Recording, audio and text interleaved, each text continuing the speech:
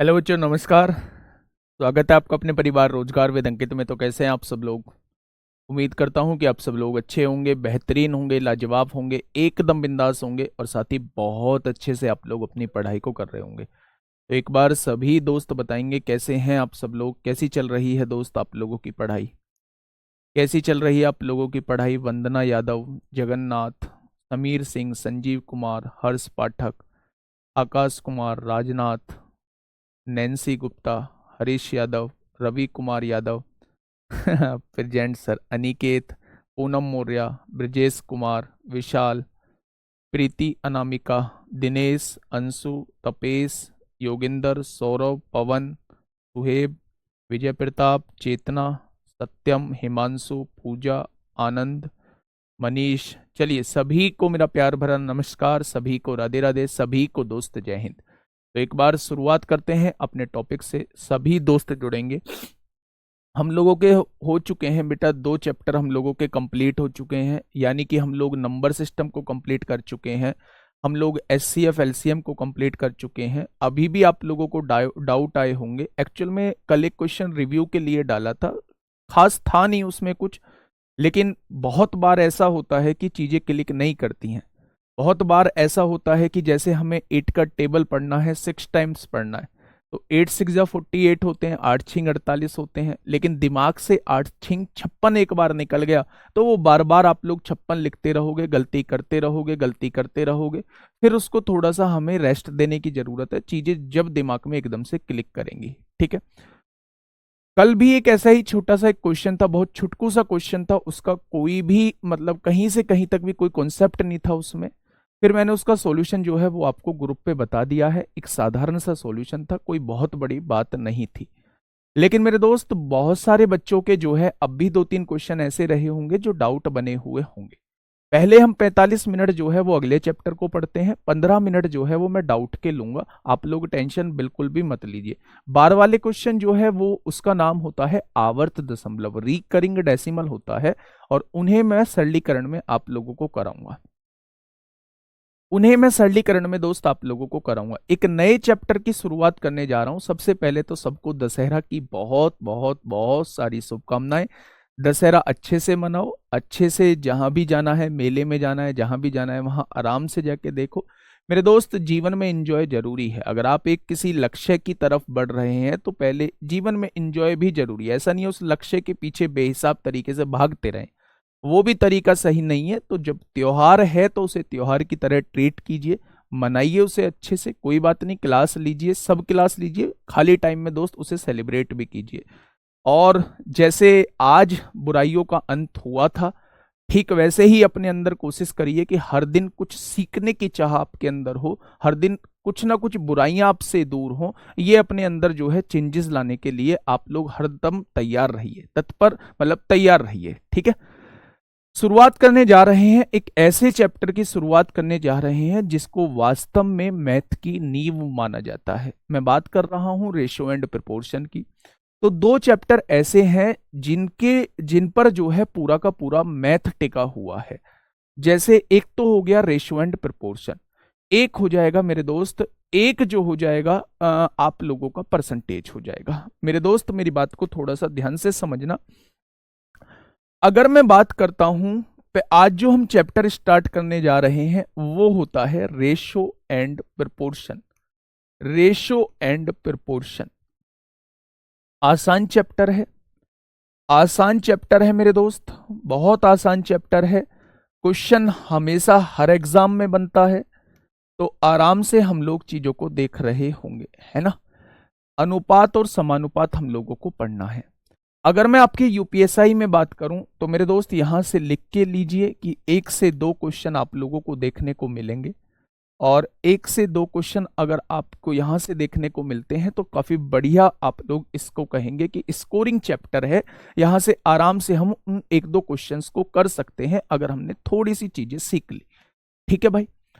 चलिए बहुत बहुत धन्यवाद। अब आप शांति बनाइए मेरे दोस्त, अब चीजों को पढ़ते हैं। 40-45 मिनट इस चैप्टर को पढ़ेंगे। हाँ, मृत्युंजय यादव मेरे दोस्त आपने भेजा है, एक क्वेश्चन भेजा है, देखूंगा मैं भी, ठीक है। नहीं भी आया तो डाउट डेली लास्ट के 15 मिनट आप लोगों को डाउट का बना रहा हूं कि लास्ट के 15 मिनट हम डाउट डेली लें, ठीक है। सुनिए, अगर इसमें आप लोग देखोगे तो दो वर्ड आप लोगों को नजर आ रहे होंगे, कमेंट करते रहोगे, चीजें दिमाग से स्लिप हो जाएंगी, फिर हम लोगों के पकड़ में बात नहीं आएंगी, है ना। दो चीजें हैं, रेशो एंड प्रपोर्शन। सबसे पहला बात है, रेशो का मतलब क्या होता है, यानी कि आप लोगों का अनुपात वाला मतलब क्या होता है और समानुपात का मतलब क्या होता है। बेटा कल का क्वेश्चन मैंने उस पर टेलीग्राम पे दे दिया है, टेलीग्राम पे दे दिया, आप आराम से समझ लेना। एसएन जो लिया है वो स्मॉलेस्ट नंबर लिया है, एलएन जो लिया है वो लार्जेस्ट नंबर लिया है वहां पे, ठीक है। हाँ, सुनिएगा मेरी बात को थोड़ा सा ध्यान से समझना। इसमें दो वर्ड हैं, एक तो है अनुपात, एक है समानुपात। जब भी दो चीजों की हम लोगों को तुलना करनी हो, दो चीजों का कंपैरिजन करना हो, जैसे मैंने आपसे कहा दो व्यक्ति हैं ए और बी, ए की आय जो है वो बी की आय की दुगनी है, ए की आय जो है वो बी की आय की दुगनी है। तो बी अगर 1 रुपया कमाता है तो ए 2 रुपए कमाता होगा, दुगना कमाता है। बी अगर 3 रुपए कमाता है तो ए 6 रुपए कमाता होगा। बी अगर 4 रुपए कमाता है तो ए 8 रुपए कमाता होगा। अगर मैंने आप लोगों से ये कहा है कि ए की आय जो है वो बी की आय की दुगनी है, तो क्या इस तरीके से आप लोगों को देखने को मिल रहा होगा। लेकिन अगर आप यहां भी रेशो देखते हो तो क्या यहां भी रेशो दो एक ही आएगा, यहां भी रेशो दो एक ही आएगा। यानी कि रेशो क्या करता है, रेशो केवल दो चीजों में तुलना का काम करता है, लेकिन रेशो कभी भी एग्जैक्ट वैल्यू नहीं देता।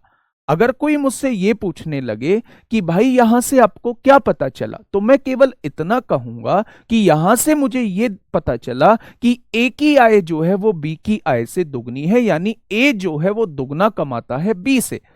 तो उसने पूछा कि आप मुझे ये बता दो कि भाई बी कितना कमाता है, तो मैं कहूंगा भाई मुझे नहीं पता बी कितना कमाता है, मैं केवल इन दोनों का अनुपात जानता हूं। हां, जितना बी कमाता होगा उसका जस्ट डबल कर दूंगा तो मेरे पास ए की इनकम आ जाएगी। उसने कहा कि भाई ए बी अगर 1 लाख रुपए कमाता है तो ए कितना कमाता होगा, तो आप कहोगे इससे दुगना कमाता है, तो ए जो है वो 2 लाख रुपए कमाता होगा।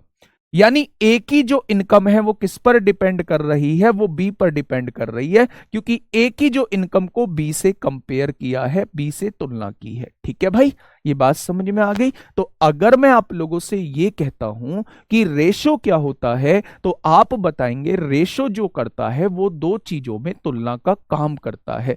रेशो कभी भी एग्जैक्ट वैल्यू नहीं देता है, रेशो केवल तुलना का काम करेगा। ठीक है, अब यहीं पे मेरे दोस्त एक और वर्ड आया आपके सामने, जिसे हम लोगों ने समानुपात बोला, जिसे हम लोगों ने मेरे दोस्त प्रोपोर्शन बोला। इस बात का मतलब क्या है जी, चलो दो चीजों में तुलना करने का काम तो रेशो ने कर दिया, लेकिन अगर कहीं दो रेशो दिए हुए हैं, अगर कहीं दो रेशो दिए हुए हैं, दो रेशो में तुलना करने का काम जो करता है वो समानुपात करता है।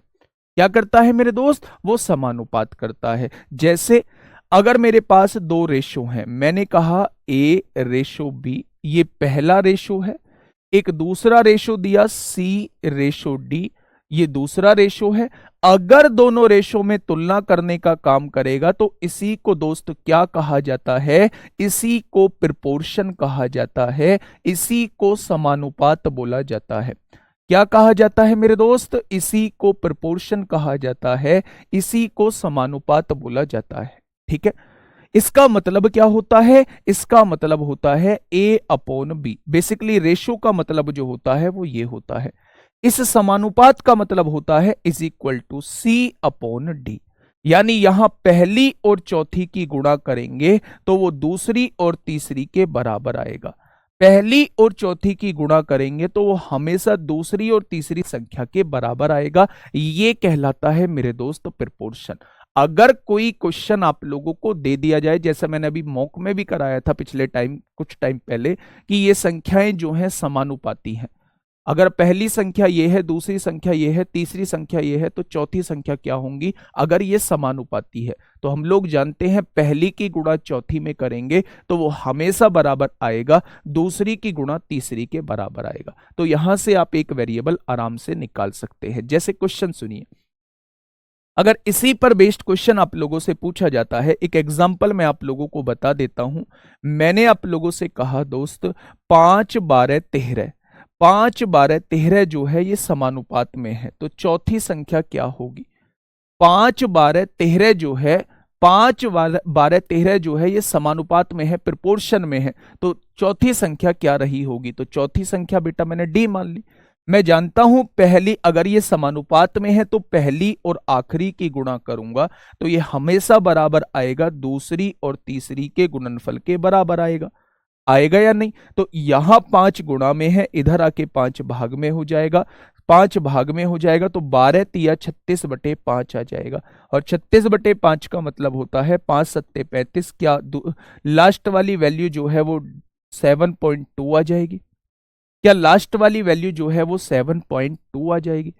मैंने दोस्त दो चीजों को आप लोगों के सामने डिस्कस किया। सबसे पहले रेशो क्या होता है? रेशो दो चीजों में तुलना का काम करता है। तुलना जो होनी चाहिए वो सेम चीजों में होनी चाहिए। अगर इनकम की तुलना कर रहे हैं तो दोनों की इनकम होनी चाहिए। अगर मैं आप लोगों से ये कहूं, हाँ ठीक है 13 लिखा है या 3 लिखा है, बात एक ही है ना, कुछ भी लिख लो बेटा। अगर मैं कहूं दोनों की लंबाइयों की तुलना होनी है तो दोनों की हाइट होनी चाहिए। मैंने कहा कि दोनों के क्या होनी चाहिए? दोनों के द्वारा तय की गई दूरी की तुलना होनी है तो दोनों के द्वारा तय की गई दूरी ही लिखी होनी चाहिए। तो मैं आप लोगों से कहना चाह रहा हूं रेशो जो करेगा हमेशा दो चीजों में तुलना करने का काम करेगा। प्रोपोर्शन जो करेगा वो हमेशा दो रेशो में तुलना करने का काम करेगा। प्रोपोर्शन से कैसा क्वेश्चन बनता है? कभी भी वो आप लोगों को 3 वैल्यूज देता है और आपसे चौथी वैल्यूज पूछता है, या 3 वैल्यू देके आपसे पहली वैल्यू पूछता है, या 3 वैल्यू देके आपसे दूसरी वैल्यू पूछता है, कोई सी भी वैल्यू पूछता है तो आप याद रखिएगा अगर कोई चीज प्रोपोर्शन में है तो मेरे दोस्त पहली और आखिरी का गुणनफल जो होगा वो हमेशा दूसरी और तीसरी के गुणनफल के बराबर होगा। रेशो पॉइंट में नहीं होता है भाई, उस चीज पे आएंगे, क्यों टेंशन ले रहे हो? क्यों टेंशन ले रहे हो? ये रेशो थोड़ी ना बोला है उसने, डी की वैल्यू पूछी है। रेशो पॉइंट में नहीं होता है, मुझे अच्छे से पता है। थोड़ा सा वेट कर लिया करो, आप इतना एडवांस बनने की कोशिश क्यों करते हो? ठीक है, ये चीज समझ में आई। तो हम लोगों ने पहले इसकी डेफिनेशन को समझा कि इसकी डेफिनेशन क्या होती है। बच्चे कुछ टर्म होती हैं इसमें, इसमें कुछ टर्म्स होती हैं, उन टर्म को थोड़ा सा देख लेते हैं। रेशो के अंदर सबसे वैलिड टर्म क्या आती है? रेशो के अंदर सबसे वैलिड टर्म आती है वर्गानुपात। क्या होता है? वर्गा अनुपात क्या होता है? इसे कहा जाता है डुप्लीकेट रेशो। वर्गानुपात क्या होता है? इसे कहा जाता है डुप्लीकेट रेशो। क्या होता है? दूसरा पूछा जाता है वर्गमूलानुपात क्या होता है? वर्गमूलानुपात क्या होता है? तो आप लोग क्या कहेंगे? इसे क्या कहा जाता है? इसे कहा जाता है सब डुप्लीकेट रेशो। इसे कहा जाता है सब डुप्लीकेट रेशो। तीसरी चीज आप लोगों से पूछी जाती है घनानुपात। आप लोगों से पूछा जाता है घनानुपात, आप लोगों से पूछा जाता है, जिसे कहा जाता है ट्रिप्लीकेट रेशो। Triplicate ratio. और चौथी चीज यही होती है घनमूलानुपात। आप लोगों से पूछा जाता है घनमूलानुपात, आप लोगों से पूछा जाता है, जिसे कहा जाता है सब ट्रिप्लीकेट रेशो। क्या कहा जाता है? सब ट्रिप्लीकेट रेशो इसे कहा जाता है। ठीक है, और इधर जो बात करेंगे हम लोग, इधर जो मेरे दोस्त बात करेंगे, इधर जो बात करने वाले हैं मेरे साथी, इधर बात करने वाले हैं मेरे साथी, हम लोग किसकी? वर्गमूला योगांतरा अनुपात की बात करने वाले हैं। योगांतरा अनुपात की बात करने वाले हैं, यानी जिसे कहा जाता है componendo and dividendo. Componendo and dividendo, ये सबसे पहले कुछ टर्म्स पढ़ने वाले हैं। ये टर्म्स नहीं है, ये वाला मेथड है, और ये सारी टर्म है बेटा आप लोगों के सामने। ठीक है मेरे दोस्त, ध्यान से सुनिएगा मैं क्या आप लोगों को बताने वाला हूं। देखिए, बात को समझना, हर एक चीज समझ में आएगी। नाम से कंफर्म करते हैं पहले। वर्गा अनुपात। वर्गा अनुपात मतलब दी गई संख्या का वर्ग कर दो। अगर कोई रेशो आप लोगों को दिया हुआ है, मान लो 2/3 जो है वो रेशो आप लोगों को दिया हुआ है, और आपसे पूछा जाता है इसका डुप्लीकेट रेशो क्या होगा, इसका वर्गानुपात क्या होगा, तो वर्गानुपात के केस में डायरेक्ट आपको वर्ग करना है। तो 2/3 का वर्ग करोगे तो कितना हो जाएगा, 4/9 हो जाएगा। तो इसका ये डुप्लीकेट रेशो हो जाएगा। क्या हो जाएगा, इसका ये डुप्लीकेट रेशो हो जाएगा। लेकिन अगर दूसरी तरफ मैं यहां जाता हूं, यहां आपने देखा वर्गमूलानुपात, यानी दी गई संख्या का वर्गमूल निकालना होगा, स्क्वायर रूट निकालना होगा। मान लो मेरे पास एक संख्या, एक रेशो दिया हुआ है 9/25, और मैंने आप लोगों से पूछा इसका सब डुप्लीकेट रेशो क्या होगा। तो अगर सब लग जाता है तो मेरे दोस्त या तो आपको वर्गमूल निकालना होगा या फिर आप लोगों को घनमूल निकालना होगा। अब इसमें सब लग चुका है, सब लग चुका है, तो दोस्त इसका वर्गमूल निकाल दीजिए। तो 9 का वर्गमूल 3 होगा और 25 का वर्गमूल 5 होगा। तो कभी भी पूछा जाए 9/25 का सब डुप्लीकेट रेशो क्या होगा, 3/5 हो जाएगा। और 3/5 का डुप्लीकेट रेशो क्या हो जाएगा, 9/25 हो जाएगा। डुप्लीकेट मतलब वर्ग किया गया होगा, और सब डुप्लीकेट का मतलब है मतलब कि वर्गमूल किया गया होगा। तो अगर इसका वर्गमूल कर देते हैं तो ये वाली संख्या इसकी सब डुप्लीकेट होगी, और इसका वर्ग कर देते हैं तो ये वाली संख्या इसकी जो होगी वो डुप्लीकेट रेशो होगी। ये बात समझ में आ गई क्या, दोनों चीजें समझ में आ गई। नाम से कन्फर्म था कि यहां वर्ग लगा हुआ है और यहां क्या है, वर्गमूल लगा हुआ है। क्लियर, आगे बढ़ते हैं। अगर मैं यहां से पूछूं घनानुपात, घनानुपात मतलब यहां कुछ घन का चक्कर रहा होगा, घन का मतलब क्यूब का चक्कर रहा होगा। अगर आपके पास एक रेशो दिया हुआ है और मैं आपसे इसका घनानुपात पूछता हूं, यानी कि ट्रिप्लीकेट रेशो पूछता हूं, तो बेटा इन सब का घन करना होगा। इन सब का घन करना होगा तो इसका घनानुपात क्या हो जाएगा, 8/27 हो जाएगा। 2/3 का घनानुपात पूछा जाता है तो 8/27 होगा। जबकि घनमूलानुपात में 8/27 दिया होता है तो इसका घनमूल कर दो, यानी कि इसका घनमूल करोगे तो 8 का घनमूल होता है बेटा 2 और 27 का घनमूल होता है 3। ये इसका घनमूलानुपात हो जाएगा। क्या ये बातें क्लियर हैं? अब मेरे साथ बोलना, मेरे साथ बोलना मेरे दोस्त। यूपी पुलिस में यहां से क्वेश्चन पूछा गया है, लास्ट जो भर्ती हुई थी उसमें यहां से क्वेश्चन पूछा गया है, ध्यान से सुनना।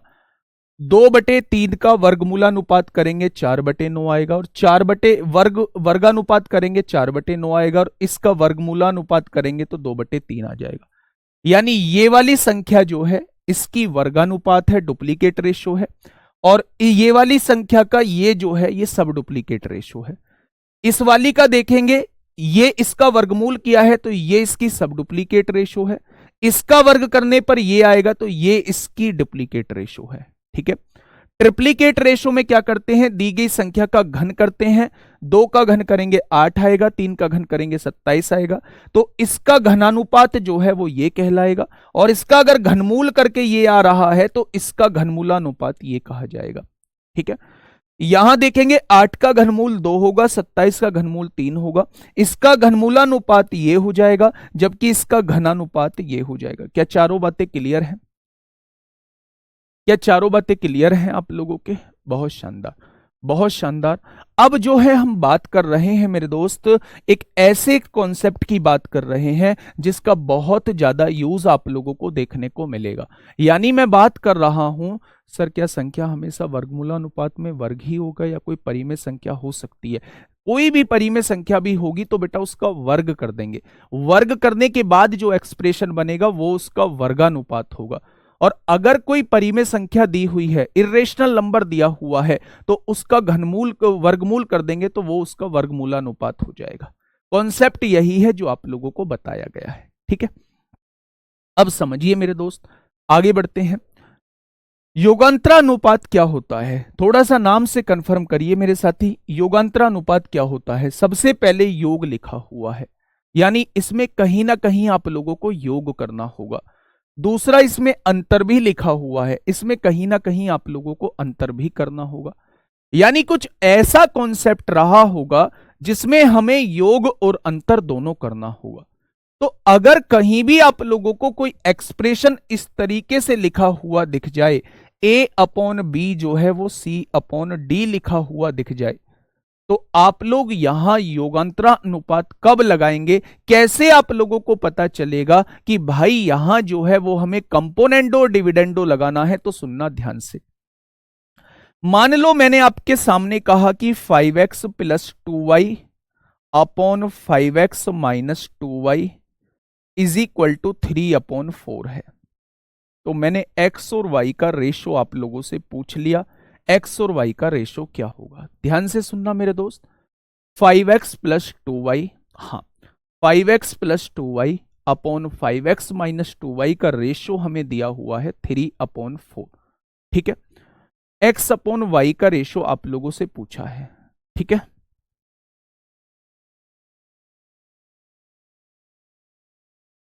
चलिए अब मेरी बात को थोड़ा सा ध्यान से सुनना दोस्त। हम लोग क्या करने वाले हैं, जब भी आप लोगों को जैसी ऊपर संख्याएं हैं वैसी ही संख्याएं नीचे लगी हुई दिखाई दें, ध्यान से सुनना बेटा। कहां लगाते हैं कंपोनेंडो डिविडेंडो?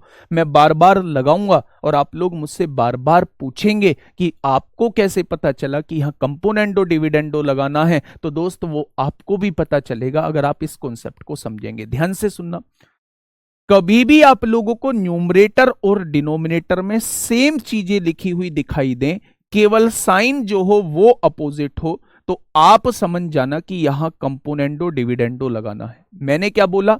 मैंने कहा कि अगर कभी भी न्यूमरेटर और डिनोमिनेटर की चीजें सेम लगी हुई दिखाई दें, सेम,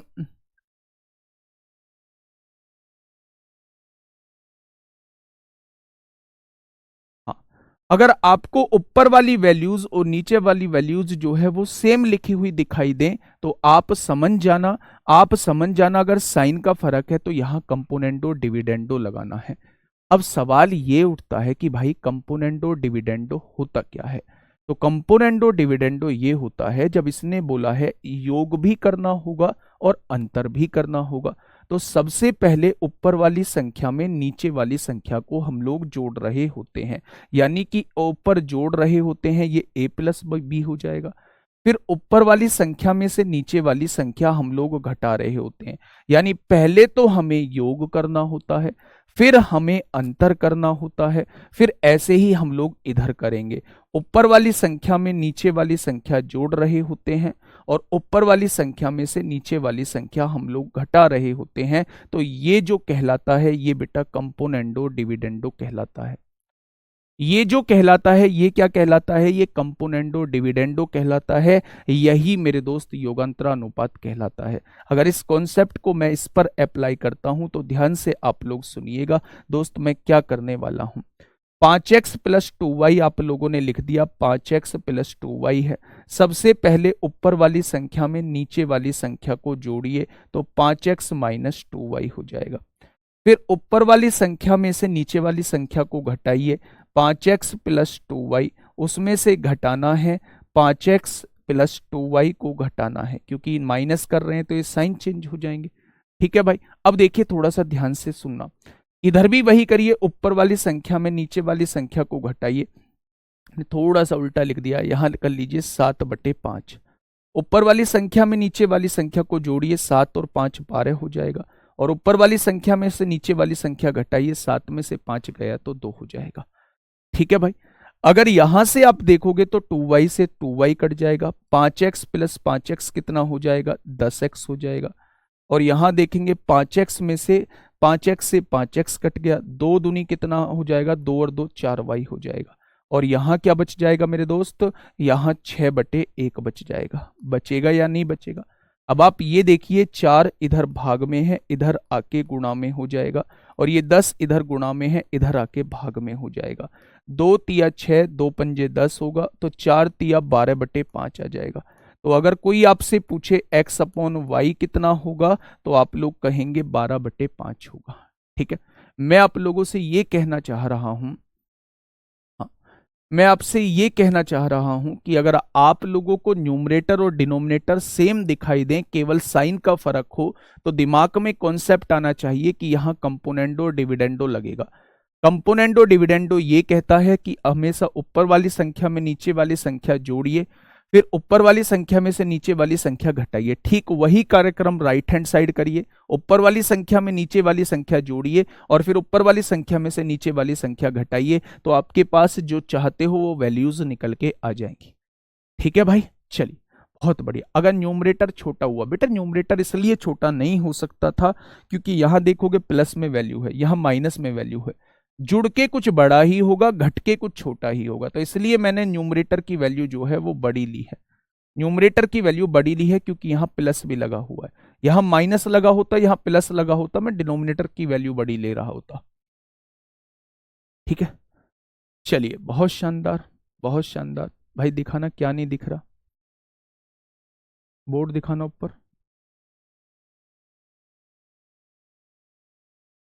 देखो, कंपोनेंडो डिविडेंडो का मतलब समझो आप लोग, मैंने इधर कर दिया है, कंपोनेंडो डिविडेंडो का मतलब समझो। अगर आपको दो चीजें जो हैं वो इक्वल टू में दिए हुए हैं, दो रेशो जो हैं वो इक्वल टू में आप लोगों को दिए हुए हैं, तो कंपोनेंडो डिविडेंडो ये कहता है कि आप ऊपर वाली संख्या में नीचे वाली संख्या को जोड़ के लिख दीजिए, ऊपर वाली संख्या में से नीचे वाली संख्या को घटा के लिख दीजिए, ऊपर वाली संख्या में नीचे वाली संख्या को जोड़ के लिख दो, ऊपर वाली संख्या में से नीचे वाली संख्या को घटा के लिख दो। ये कहलाता है कंपोनेंडो डिविडेंडो। हमें कैसे पता चलेगा कि कहां कंपोनेंडो डिविडेंडो लगना है? तो जब न्यूमरेटर और डिनोमिनेटर सेम दिए हो, केवल साइन का फर्क हो, तो दोस्त याद रखना कि वहां हम लोगों को कंपोनेंडो डिविडेंडो ही लगाना है, कंपोनेंडो डिविडेंडो ही लगाना है। ठीक है भाई, तो ये आपके सामने लिखा हुआ है। एक बार ऊपर वाली संख्या में नीचे वाली संख्या जोड़ा, 7 में 5 जोड़ा तो 12 आया, और ऊपर वाली संख्या में से नीचे वाली संख्या को घटाया, 7 में से 5 गया तो 2 आया। मेरे दोस्त यहां जोड़ोगे तो ये जुड़ के आ चुका है, कितना आ चुका है मेरे साथी? यहां देखेंगे, काट लो, 2 पंजे 10, 2 दूनी 4, ये उधर जाएगा, 4 भाग में इधर गुणा में आ गया, 10 गुणा में इधर भाग में, तो सॉल्व करोगे तो ये 12/5 आ जाएगा। ठीक है, ये बात समझ में आ गई क्या? चलिए बहुत शानदार। उधर दिखाई नहीं दिया है, मैं एक और बार बता देता हूं। मैंने कहा 5x + 2y और अपॉन में 5x - 2y, और इसकी वैल्यू जो दी गई है वो 8/5 दी गई है। ये वैल्यू आप लोगों को दी गई है और आप लोगों से पूछा गया है x/y क्या होगा, x/y क्या होगा। एक बच्चा कह रहा है कि अगर सेम हो तो बेटा ये 1 हो जाएगा, फिर तो बनेगा ही नहीं, फिर तो बनेगा ही नहीं। ठीक है, गुणा करके वैसे भी आ रहा है, पर मैं कंपोनेंडो डिविडेंडो लगाना सिखा रहा हूं। गुणा करके तो वैसे तो क्रॉस मल्टीप्लाई कर लीजिए, वहां से भी एक्स और वाई का रेशियो आ जाएगा। आज समझ रहे हैं? अब देखिए कैसे होगा। बेटा ऊपर वाली संख्या में नीचे वाली संख्या को जोड़िए, जब दोनों को जोड़ेंगे तो 5x कितना हो जाएगा? 10x हो जाएगा। दोनों को जोड़ेंगे तो बेटा ये कट जाएगा, प्लस का 2y से माइनस का 2y कट जाएगा, ऊपर का काम खत्म। अब ऊपर वाली संख्या में से नीचे वाली संख्या घटाइए, घटाओगे तो ये माइनस हो जाएगा, ये प्लस हो जाएगा। 5x में से 5x जाएगा, 0 बचेगा, 2y और 2y नीचे 4y हो जाएगा। ठीक वही काम उधर करिए, ऊपर वाली संख्या में नीचे वाली संख्या जोड़िए, 13 हो जाएगा। ऊपर वाली संख्या में से नीचे वाली संख्या घटाइए, 3 हो जाएगा। क्या ये चीज आ चुकी है? अगर यहां ये 4 भाग में है, इधर आके गुणा में हो जाएगा, और 10 इधर गुणा में है, इधर आके भाग में हो जाएगा। तो आप क्या कह सकते हैं? 2 दूनी 4 होगा, 2 पंजे 10 होगा, 13 दूनी 26 होगा, 5 तिया 15 होगा। यानी अगर कोई आपसे पूछे x और y का रेशो क्या रहा होगा, तो आप लोग कहेंगे 26/15 रहा होगा। क्रॉस मल्टीप्लाई भी कर सकते हैं। मैंने तो बस आप लोगों को क्या बताया है? कंपोनेंडो डिविडेंडो लगाना सिखाया। अभी तो मैं मेथड बता ही नहीं रहा, मैं तो आपसे कह रहा हूं कि क्रॉस मल्टीप्लाई कर दोगे तब भी x और y का रेशो आ जाएगा। ठीक है भाई, ये चीज समझ में आ गई क्या? क्या डेफिनेशंस आप लोगों को समझ में आ गई हैं? सबसे पहले मैं आप लोगों को बता दूं मेरे दोस्त, हमने रेशो एंड प्रोपोर्शन स्टार्ट किया। रेशो दो चीजों में तुलना करने का काम करता है, प्रोपोर्शन दो रेशो में तुलना करने का काम करता है। अगर कोई भी दो रेशो प्रोपोर्शन में है तो याद रखना पहले और आखिरी का गुणनफल जो होगा वो दूसरे और तीसरे के गुणनफल के बराबर होगा। उसके बाद हमने ये कुछ पॉइंट्स पढ़े। सबसे पहले हमने पढ़ा कि वर्गानुपात क्या होता है, दिए गए रेशो का वर्ग कर दोगे तो वर्गानुपात आ जाएगा। वर्गमूलानुपात क्या होता है, दिए गए रेशो का वर्गमूल कर दोगे तो वर्गमूलानुपात आ जाएगा। दिए गए रेशो का अगर घन कर देते हो तो वो घनानुपात आ जाएगा, और दिए गए रेशो का घनमूल ले देते हो तो वो घनमूलानुपात आ जाएगा। उसके बाद हम लोगों ने एक पढ़ा, एक मेथड होता है कंपोनेंडो और डिविडेंडो। सबसे पहले इसे हिंदी में कहा जाता है योगांतरा अनुपात कहा जाता है। योगांतरा अनुपात मतलब योग भी करना होता है। सबसे पहले हमें ऊपर वाली संख्या में नीचे वाली संख्या को जोड़ना होता है, ये लिख दिया। फिर ऊपर वाली संख्या में से नीचे वाली संख्या को घटाना होता है। ठीक उसी तरह c प्लस डी करेंगे, c माइनस डी कर देंगे। इसका क्वेश्चन कैसे बनता है, इसका क्वेश्चन मैंने आप लोगों को बता दिया। अगर आप लोगों को न्यूमरेटर और डिनोमिनेटर सेम दिए हुए हैं, केवल साइन का फर्क आप लोगों को दिया हुआ है, तो याद रखना ये क्वेश्चन हमारा कंपोनेंडो डिविडेंडो से हो सकता है। तो मेरे दोस्त अगर ऊपर वाली संख्या में नीचे वाली संख्या जोड़ोगे तो प्लस के 2y से माइनस का 2y कट जाएगा, 5x और 5x 10x आ जाएगा। फिर ऊपर वाली संख्या में से नीचे वाली संख्या घटाओगे तो ये साइन चेंज हो जाएगा, ये माइनस हो जाएगा, ये प्लस हो जाएगा। प्लस के 5x से माइनस का 5x कट गया, प्लस 2y प्लस का 4y हो जाएगा। ठीक उसी तरह यहां देखेंगे 8 में 5 जोड़ेंगे 13 आएगा, 8 में से 5 गया 3 आएगा। ये चीज भाग में है गुणा में आएगी, और ये चीज जो है वो गुणा में है, ये चीज गुणा में है, ये भाग में आ जाएगी। सॉल्व करेंगे तो मेरे दोस्त क्या हो जाएगा, 26/5 हो जाएगा। ठीक है भाई, ये बात समझ में आ गई। ऊपर ये दिख रहा है ना बेटा, x की वैल्यू 26 और y की वैल्यू 15 है। ठीक है, आपसे वो कुछ भी पूछ सकता है। वो आपसे कह सकता है बताओ भाई 4x square plus 3y square upon में 2x स्क्वायर प्लस का 5y स्क्वायर, इसकी वैल्यू बताओ। आपसे पूछ सकता है इसकी वैल्यू बताओ। तो मेरे दोस्त अगर x अपॉन y की वैल्यू आपके पास आ चुकी है तो बस x की जगह 26 पुट कर दीजिए, y की जगह 15 पुट कर दीजिए और यहां से वैल्यू निकाल दीजिए। बात समझ रहे हैं? क्रॉस मेथड बेटा वो अलग चीज है, उसे बताऊंगा। बस डायरेक्टली क्रॉस करना है, उसमें इसकी गुणा इसमें करनी है, इसकी गुणा इसमें करनी है, दोनों को बराबर लिखना है। लेकिन वो थोड़ा सा बाद में आएगा। अभी जिस मेथड पे काम कर रहा हूं उस मेथड पे काम करने दीजिए। ठीक है, हाँ। अब देखिए नेक्स्ट क्वेश्चन आप लोगों से यहां से और क्या पूछ सकता है। अब आते हैं बेटा शुरुआत ए रेशो की करते हैं कि यहां से क्वेश्चन कैसे बनने स्टार्ट होते हैं। ये सारी चीज जो है वो आप लोगों को पता होनी चाहिए। ठीक है, रेशो कैसे बनता है। पहले टाइप का क्वेश्चन आप लोगों के सामने बन रहा होता है, जो बिल्कुल बेसिक क्वेश्चन है, जो आपको पता होना चाहिए। वो मेथड जो है वो हर जगह यूज हो रहा होता है। ठीक है, मैंने आप लोगों से ये कहा कि दो रेशो हैं, दो वैल्यूज हैं, उनका रेशो जो है वो 2/3 दिया हुआ है। यानी a अपॉन बी की वैल्यू जो है वो 2/3 दी हुई है। आगे मैंने आपसे कहा भाई b अपॉन सी की वैल्यू जो है वो 7/5 दी हुई है। तो मैंने आप लोगों से पूछ लिया मेरे दोस्त a ratio b ratio c की वैल्यू क्या होगी, यानी तीनों का रेशो आप लोगों से पूछ लिया। तो पहले टाइप का क्वेश्चन ये होता है कि जब वो अलग अलग रेशो आप लोगों को दे देता है और कंबाइन करके रेशो आप लोगों से पूछ लेता है। ठीक है, हाँ देखिए ध्यान से, अगर कभी भी इस टाइप का क्वेश्चन दिया जाए तो मेथड तो इसके बहुत होते हैं। या तो आप b को ही सेम कर लो भाई, दोनों जगह b कॉमन है, b को सेम कर लो। अगर b सेम हो जाएगा तो a के सामने वैल्यू a की रहेगी, b के सामने वैल्यू b की रहेगी और c के सामने वैल्यू जो है वो c की रहेगी। ठीक है, या इसका दूसरा तरीका होता है, इसे हम लोग मेथड से कर सकते हैं, जिससे मैं हमेशा क्वेश्चन को करने की कोशिश करता हूं। कैसे? अगर मैं आपसे कहूं भाई एबीसी का आप लोगों को रेशो निकालना है, एबीसी का रेशो निकालना है, तो आप ए और बी का रेशो मुझे बताइए कितना दिया हुआ है। तो आप कहेंगे ए और बी का रेशो 2:3 दिया हुआ है। ठीक है, अगर मैं बी और सी का रेशो आपसे पूछूं तो इसे नीचे लिख लीजिए, 7:5 दिया हुआ है। आप लोग देखोगे कि दो जगह आपको खाली नजर आएंगी, एक तो ये वाली जगह और एक ये वाली जगह। खाली जगह को हमेशा क्या करना होता है, खाली जगह को हमेशा पड़ोसियों से फिल करना होता है। क्या करना होता है, खाली जगह को हमेशा जो करना होता है वो पड़ोसियों से भरना होता है। तो इसका पड़ोसी कौन है, इसी लाइन में 3 है, 3 से भर दीजिए। और इसका पड़ोसी कौन है इसी लाइन में, तो आप कहेंगे 7 है, 7 से भर दीजिए। ठीक है मेरे दोस्त, अगर आप इसकी गुणा इसमें करते हैं तो ये a की वैल्यू आ जाएगी रेशो, अगर इसकी गुणा इसमें करते हैं तो ये b की वैल्यू आ जाएगी 21, और अगर आप इसकी गुणा इसमें करते हैं तो ये c की वैल्यू आ जाएगी। तो रेशो क्या निकल के आ जाएगा, 14, 21 और 15 निकल के आ जाएगा। इसमें आप लोगों को ज्यादा टाइम खर्च करने की जरूरत नहीं है कि इसकी बहुत बड़ी ट्रिक देख रहे हैं यूट्यूब पे, मात्र 2 सेकंड में निकालें, तो इसमें बेटा वैसे भी टाइम नहीं लगने वाला है।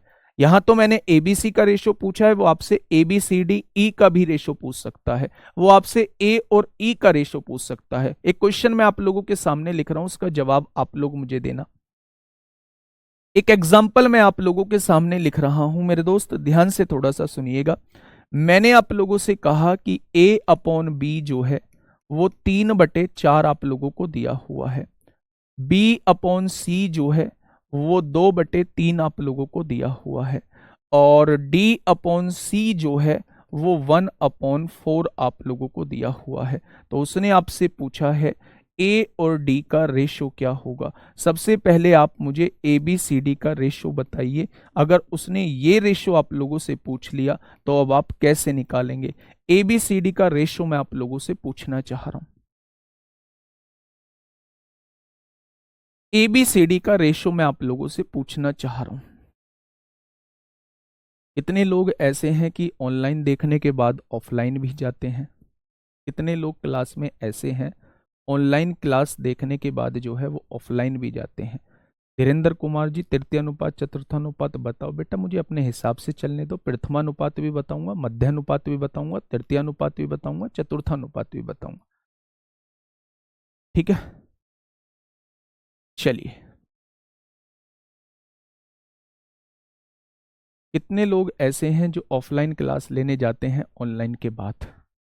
कितने लोग ऐसे हैं जिनसे कहा जाता है कि भाई यहां से मत पढ़ो, यहां से सिलेक्शन नहीं हो पाएगा, यहां से सिलेक्शन नहीं हो पाएगा? आप लोगों ने सुना होगा, मान लो मैं ही हूं, ये व्यक्ति की प्रवृत्ति होती है कि मान लो मैं ही क्यों ना हूं, मैं अगर मैथ पढ़ा रहा हूं तो मैं ये कहूंगा भाई इनसे मैथ मत पढ़ो और इनसे सिलेक्शन नहीं हो पाएगा। मतलब डायरेक्टली इनडायरेक्टली मैं चाहता हूं कि आप लोग मुझसे पढ़ें। मेरे दोस्त मैं आप लोगों को एक सच्चाई वाली बात बताता हूं कि आप खुद अपने एंड पे डिसाइड किया करिए।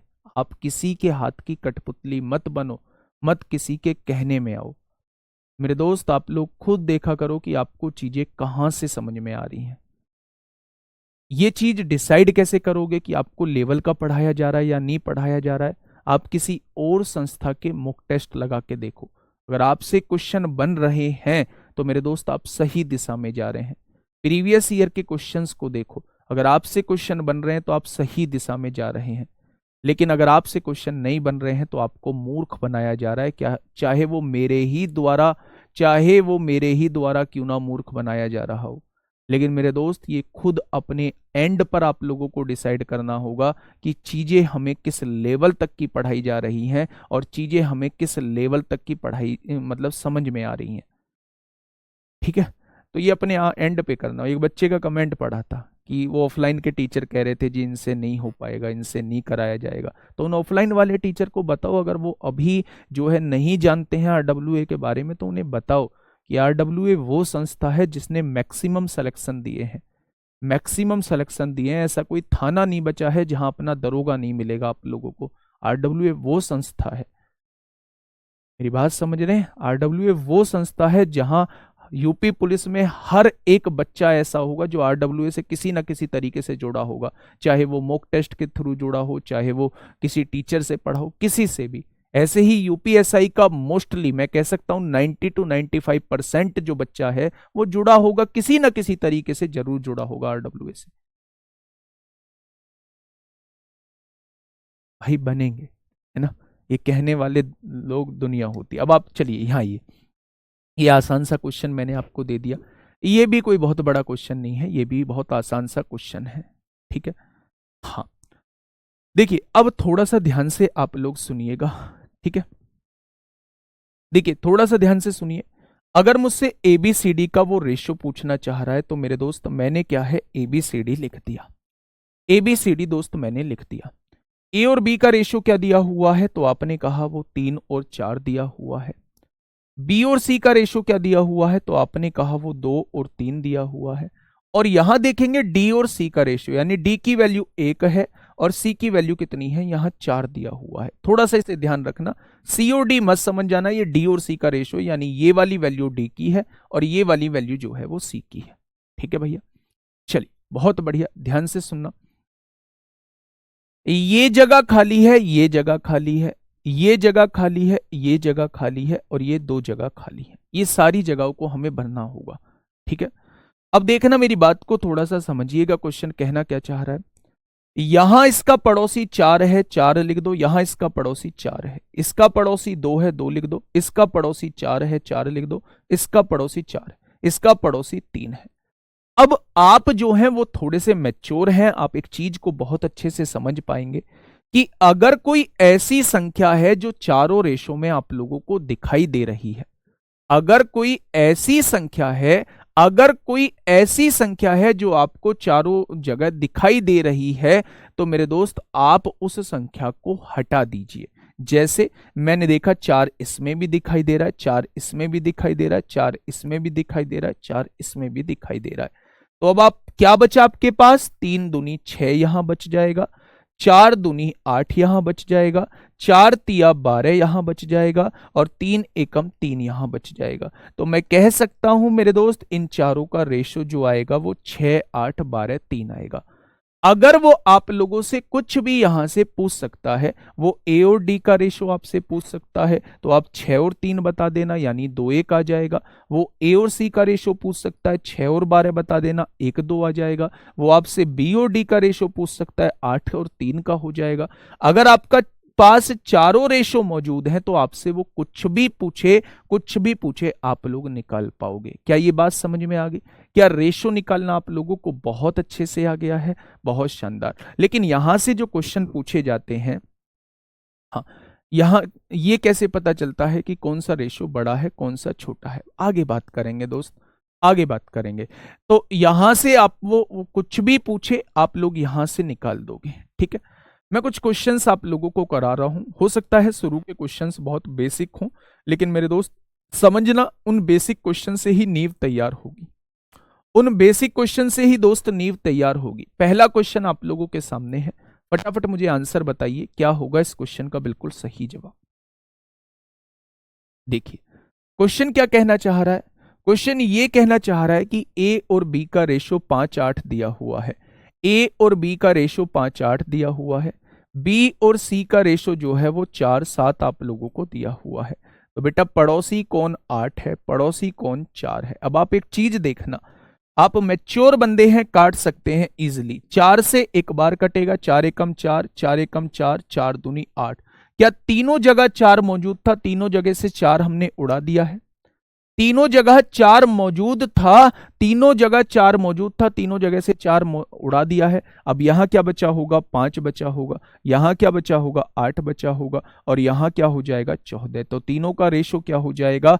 5 8 14। इस क्वेश्चन का जवाब हो जाएगा। बहुत आसान सा क्वेश्चन था। ठीक है, क्वेश्चन नंबर 2 अब आप लोग देखिए, टाइम भी हो चुका है, 7:45 हो चुके हैं। जल्दी से मुझे बताइए क्या होगा इस क्वेश्चन का बिल्कुल सही जवाब।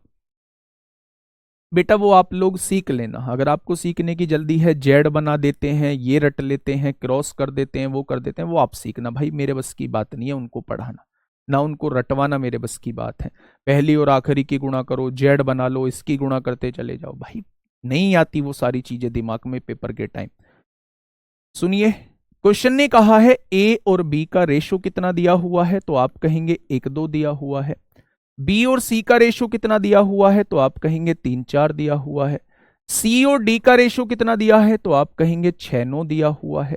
6 9 का मतलब होता है, 6 9 का मतलब होता है 3 दूनी 6 और 3 तिया 9, 2 3 ही दिया हुआ है। सी और डी का रेशो 2 3 दिया हुआ है। और डी ई का रेशो कितना दिया हुआ है, अगर डी ई का रेशो आप लोगों से पूछा जाए तो 4 तिया 12, 4 चौक 16, यानी 3 4 आप लोगों को दिया हुआ है। ऐसा कुछ दिया हुआ है। भाई इससे बड़ा तो वो आपसे पूछेगा नहीं। ये जगह खाली है, सबको 2 से भर दो, क्योंकि 2 पड़ोसी है, सबको 2। ये 2 जगह खाली है, सबको 4 से भर दो। ये जगह खाली है, 3 से भर दो। ये जगह खाली है, 3 से भर दो। ये 2 जगह खाली है, इस 2 से भर दो। और ये 3 जगह खाली है, इस 3 से भर दो। किस 3 से भर दिया? इस 3 से भर दिया। बस हो गया काम खत्म। आपसे पूछा है A B C D E का रेशो क्या होगा। क्या कोई ऐसी संख्या है जो हर जगह कट रही है? आप कहोगे जी 3 तो हर जगह से कट रहा है, काट दिया हमने 3। और भी है कुछ? तो आप कहेंगे जी बिल्कुल है, यहां भी 2 है, यहां भी 2 है, इसमें भी 2 है, इसमें भी 2 है, इसमें भी 2 है। क्या और भी कट सकता है? तो आपने कहा जी अब मत काटो, इतना भी काटना ठीक नहीं है। 3 एकम 3 होगा, 3 दूनी 6 होगा, 4 दूनी 8 होगा, 4 तिया 12 होगा, 4 चौक 16 होगा। आंसर 3 6 8 12 16 हो जाएगा। आंसर 3 6 8 12 16 हो जाएगा। ऑप्शन नंबर डी इस क्वेश्चन का बिल्कुल सही जवाब हो जाएगा। आंसर क्या हो जाएगा बेटा? अगर कोई ऐसा अंक है जो हर जगह मौजूद है तो आप उसे काट सकते हैं। हर रेशो में मौजूद है, आप उसे काट सकते हैं, हटा सकते हैं। रेशो क्या होता है? सिंपलेस्ट फॉर्म होती है, सिंपलेस्ट फॉर्म। ठीक है भाई, मेरी बात समझ में आ गई क्या? अब मैं कुछ क्वेश्चंस आप लोगों को, पहले आप मुझे ये बताइए कि जितनी बात मैंने समझाई क्या उतनी बात आप लोगों को समझ में आई? कल एक ऐसा टॉपिक चलेगा जहां से बच्चा छोटे एग्जाम हो बड़े एग्जाम हो वहां से क्वेश्चन बनते हैं। यानी मैं बात कर रहा हूं मीन प्रोपोर्शन, मैं बात कर रहा हूं फर्स्ट प्रोपोर्शनल प्रथमानुपात, मैं बात कर रहा हूं थर्ड प्रोपोर्शनल यानी तृतीयानुपात, और मैं बात कर रहा हूं मेरे दोस्त फोर्थ प्रोपोर्शनल यानी कि चतुर्थानुपात। कल हम इस पे बात करेंगे और कुछ बढ़िया क्वेश्चंस की तरफ चलेंगे। यहां से भी रेशो से कौन कौन से बढ़िया क्वेश्चन बनते हैं उनकी तरफ हम लोग जा रहे होंगे। ठीक है, ये बेसिक था जो आप लोगों को बताया गया था। इसके बाद क्वेश्चंस का लेवल जो है वो अच्छा खासा शुरू हो जाता है। भैया जी काटते कैसे हैं? बेटा 4 4 काट दूंगा, 4 काटूंगा तो ये भी कट जाएगा, ये भी कट जाएगा, लेकिन इसमें कहाँ 4 मौजूद है तो 4 कैसे काट दूंगा? अगर आपके दिमाग में आए जी 2 काट लीजिए तो 2 से 2 बार कट गया, 2 बार कट गया, 2 बार कट गया, 2 कट गया, और 2 तो इसमें मौजूद नहीं है तो 2 से कैसे काट दूंगा? यानी अब नहीं कटेगा। ठीक है, चलिए मैं कुछ क्वेश्चंस आप लोगों को करा रहा हूं, 2-3 क्वेश्चंस करा रहा हूं जो बच्चों के डाउट आए हैं, जो बच्चों के डाउट आए हैं, है ना। नेक्स्ट क्वेश्चन की तरफ हम लोग चलते हैं। देखिए बेटा, एक इस क्वेश्चन को थोड़ा सा समझिए। 11 क्वेश्चन तक हम लोग कर चुके हैं, एक इस क्वेश्चन को थोड़ा सा समझिए। 15 मिनट जो है वो डाउट ले लेता हूं, बाकी जिनका कोई डाउट नहीं है, बाकी जिनका कोई डाउट नहीं है वो जा सकते हैं। ठीक है, क्वेश्चन ने क्या कहा है? दो संख्याओं का मैसेज जो है वो 21 है। क्या आप संख्या मान सकते हैं कि पहली संख्या जो है वो 21A हो जाएगी और दूसरी संख्या जो है वो 21B हो जाएगी? क्या ये बात आपकी क्लियर होगी? क्वेश्चन ने क्या कहा है? उनका एलसीएम जो है वो एचसीएफ से 221 गुना है। अच्छा एक बात मुझे बताइए, एलसीएम क्या दिया हुआ है? एलसीएम यहां से इन दोनों संख्याओं का एलसीएम क्या आएगा? तो 21 और 21 का एलसीएम 21 आएगा और ए और बी का एलसीएम ए बी आएगा। क्या इनका एलसीएम इतना आ जाएगा? उसने ये कहा है इनका जो एलसीएम है वो एचसीएफ से 221 गुना है। एचसीएफ 21 दे रखा है, इसका 221 गुना है, इसका 221 गुना है। क्या उन्होंने यही बात बोली है? ठीक है, अब आप देखना 21 से 21 कट जाएगा, यानी ऐसी दो संख्या हमें छांटनी है, ऐसी दो संख्या हमें छांटनी है जिनकी गुणा करके मेरे दोस्त 221 आ जाए। ऐसी दो संख्या हमें छांटनी है जिनकी गुणा करके जो है वो 221 आ जाए। आगे क्या कह रहा है? यदि उनमें से एक संख्या 200 से 300 के बीच आती है तो आप मुझे ये बताइए दूसरी संख्या। उस संख्या को नहीं पूछ रहा है, उस संख्या को नहीं पूछ रहा है बच्चे जो 200 से 300 के बीच आती है, उस संख्या को पूछ रहा है, तो दूसरी संख्या है बच्चे। तो ध्यान से सुनना, सबसे पहले जरूरी होता है ऐसी दो संख्याओं को बताना जो बेटा इनको पूरा पूरा डिवाइड कर सकें।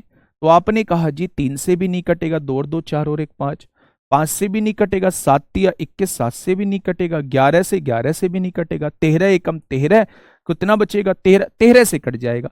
यानी अगर मैं इसे 13 से काटता हूं, 221 को 13 से काटता हूं तो आप कहेंगे ये 17 बार कट जाएगा। यानी मैं कह सकता हूं कि ए की वैल्यू 13 होगी और बी की वैल्यू 17 होगी। जब दोनों की गुणा करोगे तो 221 आ जाएगा। क्या इस बात से आप लोग मेरी सहमत हैं? तो आप कहेंगे जी सहमत हैं इस बात से। अब मेरे दोस्त ए की जगह 13 लिख लीजिए, यानी पहली संख्या ये हो जाएगी। बी की जगह 17 लिख दीजिए, यानी दूसरी संख्या जो है वो ये हो जाएगी। क्या ये भी बात क्लियर है? तो आपने कहा जी ये भी बात क्लियर है। 13 एकम 13 को 3 हासिल 1, 13 दूनी 26 और 1 27 हो जाएगा। 17 एकम 17 को 7 हासिल 1, 17 दूनी 34 और 1 35 हो जाएगा। यानी पहली संख्या आपके सामने 273 आ चुकी है और दूसरी संख्या आपके सामने 357 आ चुकी है। उसने कहा है यदि उनमें से एक संख्या 200 से 300 के बीच आती है, ये रही वो संख्या जो 200 से 300 के बीच आती है, तो दूसरी संख्या के अंकों का योग क्या होगा। यानी वो इसके बारे में बात नहीं कर रहा है, वो इसके अंकों के योग के बारे में आपसे पूछ रहा है। तो 7 और 5 12 और 3 कितना हो जाएगा, 15 इस क्वेश्चन का जवाब हो जाएगा। मेरी बात समझ में आ गई। वो कौन सी संख्या आ जाएगी मेरे दोस्त, 17 एकम 17 को 7, 17 दूनी 34 और 1 35, 7 5 12 और 3 15 हो जाएगा। क्या ये बात आप लोगों के क्लियर है, बोलिए।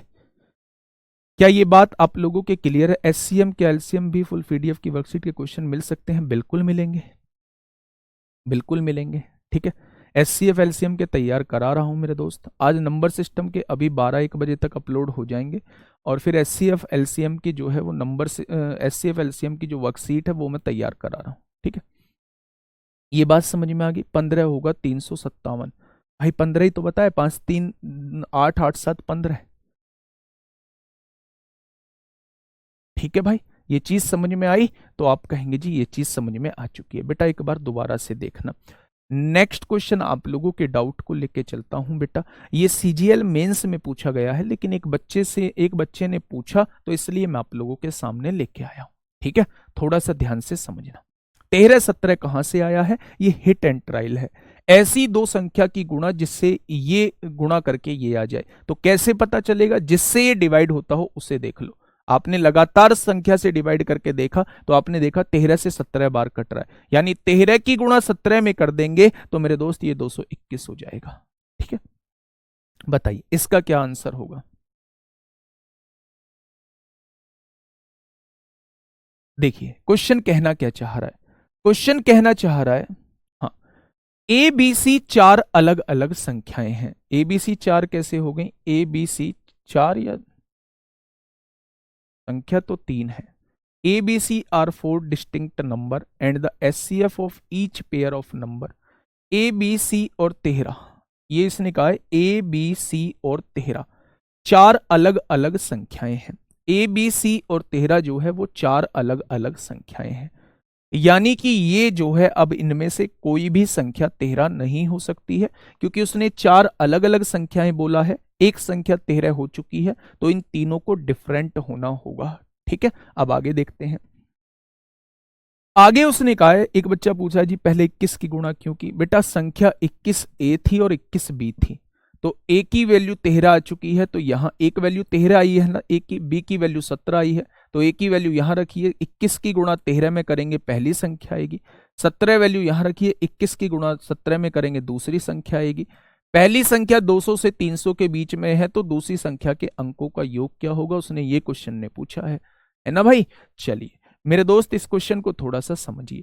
क्वेश्चन ने कहा है भाई साहब 4 संख्याएं हैं जो अलग अलग हैं। 21 की गुणा 11 में कर लेते हैं तो भी आ सकता है, करके देखना भाई एक बार। 21 की गुणा 11 में करके मुझे बताओ 221 ही आ रहा है क्या।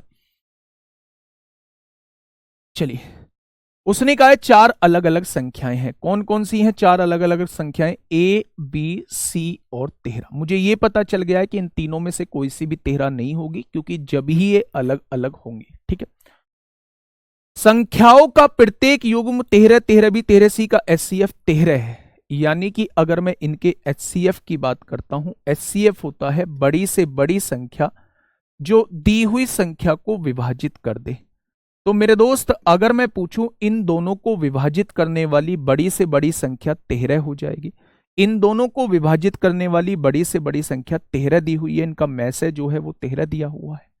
अब आप समझना, क्वेश्चन ने कहा है जहां ए बी सी प्रत्येक जो है वो 60 से कम है, प्रत्येक जो है वो 60 से कम है, और ए छोटा है बी से और बी छोटा है सी से। इंग्लिश में पढ़ोगे तो आपको कंडीशन भी समझ में आ जाएगी, और value of A plus C upon B की वैल्यू आपको बतानी है।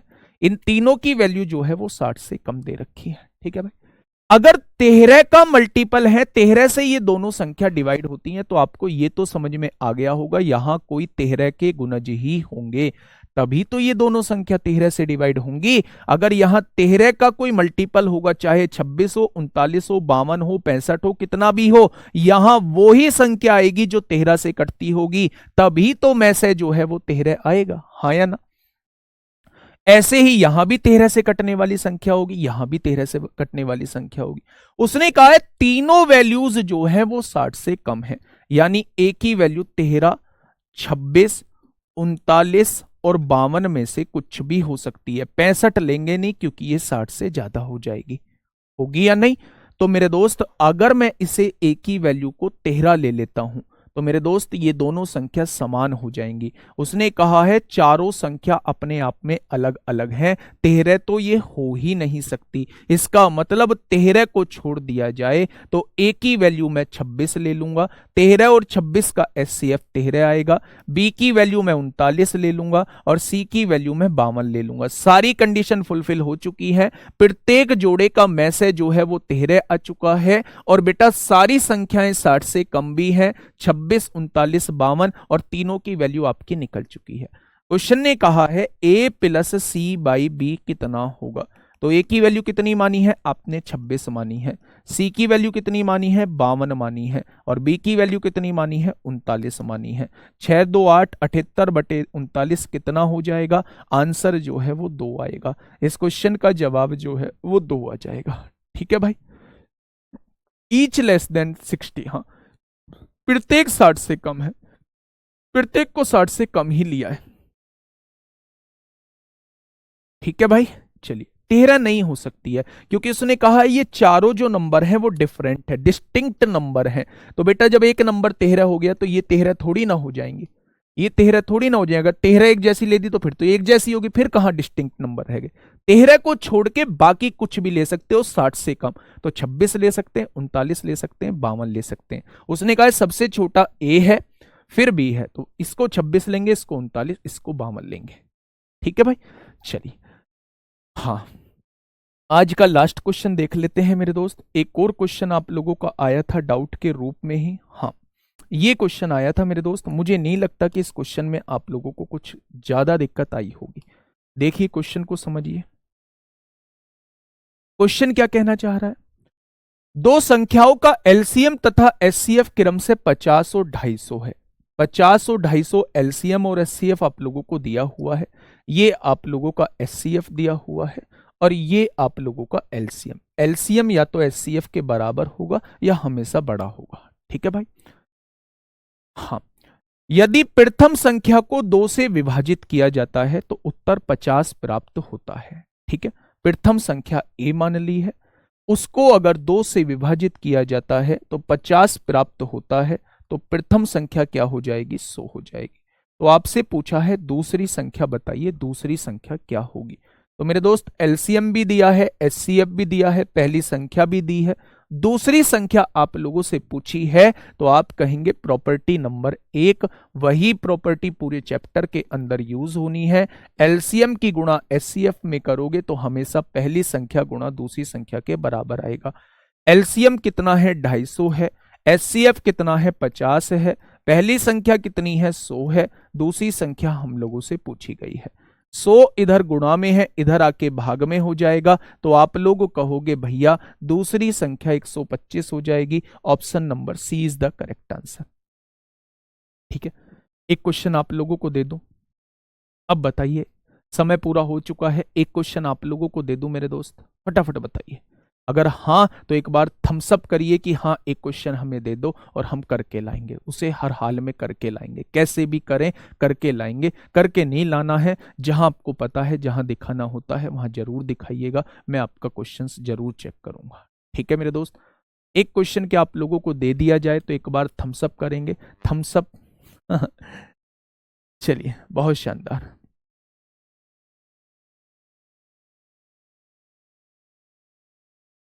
चले भाई एलसीएम को 50 ले ले, जब नहीं मान रहा है तो एलसीएम को 50 ले ले।